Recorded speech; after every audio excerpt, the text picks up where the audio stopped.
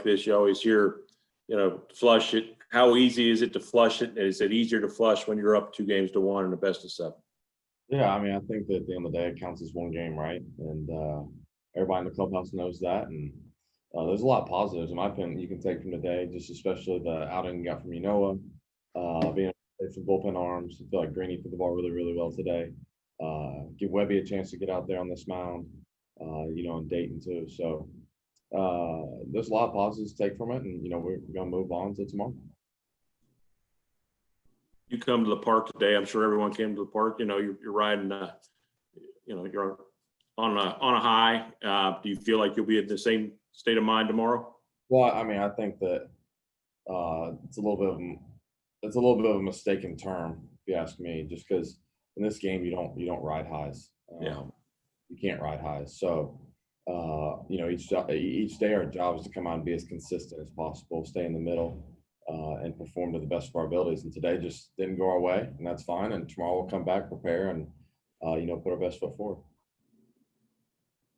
Go to you, John. Thanks, and thanks, Dansby. As much as you want to share, what could you offer about maybe some of the key things that were said by your group in the clubhouse that had that refocusing effect toward tomorrow that you were talking about how quickly this team can flush this loss and move on to Game 4?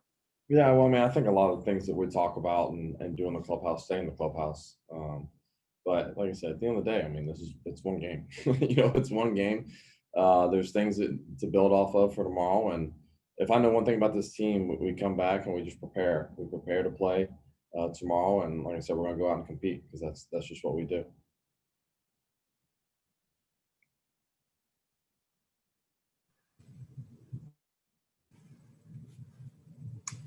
Go ahead, Scott.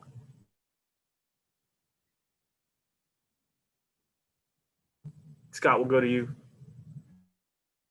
Sorry, I was muted. Dansby, how impressive has Christian Pache looked? And could you imagine being in a spot like him where you're suddenly thrust into a playoff position and haven't really played much in the bigs yet? I mean, we've always known that he's got a lot of talent. He's definitely one of the better center fielders I've seen, especially at such a young age.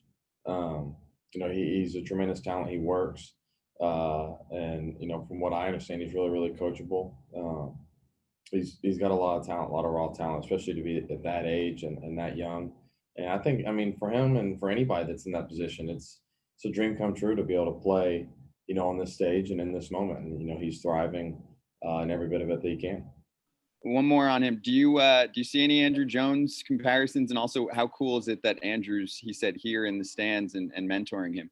Yeah, I mean, it's awesome for Andrew to be here. And I feel like a lot of Braves alumni, that's how we operate. It's a big family. But at the end of the day, and I, voice this to Christian as well, is, he's Christian Pache. Andrew Jones is Andrew Jones, and he's himself. So go out and be the best version of himself and not worry about comparisons. Just do what he does and play to his strengths. Back to you, John. Thanks. Dansby, I was really impressed when Kyle was speaking with us. He was asked if he wanted to forget about this start, and he said, no, I want to learn from it. And I wonder, knowing him so well, going back to Vandy, how have you noticed Kyle adapt and maybe change and improve in the ways that he processes a tough start like this? Yeah, it's funny. We actually, we were just eating a little bit of dinner together and talking about everything. And he's such a great competitor, and he's a phenomenal learner, especially in moments like this and understanding how he can improve. And I feel like we always forget, especially anybody in this game, it's always a learning experience. It's always growing, especially in playoffs, and this is a hard game. It's a hard game, and you're competing against the best players in the world, and he's going to adapt and become even better. I think we've seen that through his first couple starts this year and to, where he's come to now. And he's been awesome for us the last 4 or 5 starts. And today, I mean, I feel like things could have been a lot different. The first little play in the first inning gets overturned. And then, he's 1 out away from being able to kind of get back into his rhythm and flow. And it just didn't happen. It didn't happen today. And, we'll move forward. And I know he will as well. Thanks, Dansby. Back to you, Scott. Nancy, can you tell us more about what Bryce Wilson's like in terms of what you see from him on the mound, his story, and what he's like around the team? Bryce is a funny guy. I always enjoy, we like talking about Duke basketball because we're both big Duke fans. So I feel like we spend a lot of our time talking about that, but he's an awesome kid. I say kid like I'm old, but he's an awesome kid. I'm excited to see him compete tomorrow as well. And Darren O'Day said he was called, I think, Lunchbox, and now it's Icebox. So is that sticking, that nickname for him? And what's an Icebox? I feel like we've called him Maytag a couple times. Anything and everything that's kind of that shape, I think, is how we've kind of gone with it.